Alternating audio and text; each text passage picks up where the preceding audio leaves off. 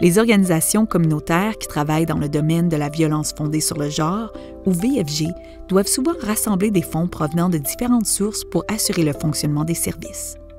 Pour cela, il faut beaucoup de temps et de créativité. Le montant des fonds reçus de chacune de ces sources de financement est différent pour chaque organisation. Certaines sont principalement financées par des sources gouvernementales et des dons. D'autres dépendent très peu du gouvernement et comptent sur leurs entreprises sociales pour obtenir un soutien continu. L'accès au financement dépend de l'environnement, à savoir s'il est urbain ou rural. Lorsqu'une partie de ce financement prend fin, en raison d'une subvention expirée, de coupes budgétaires ou d'une récession, les organisations se retrouvent alourdies d'importants déficits financiers. Cela se répercute sur les services qu'elles sont en mesure d'offrir.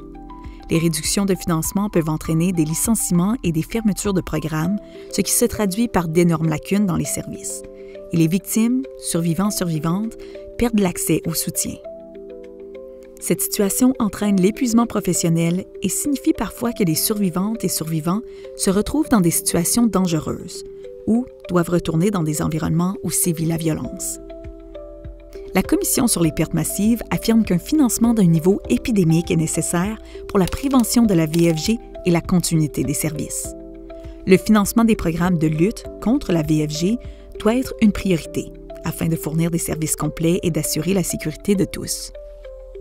Pour plus d'informations, consultez l'onglet Ressources de notre site à endingviolencecanada.org/fr/.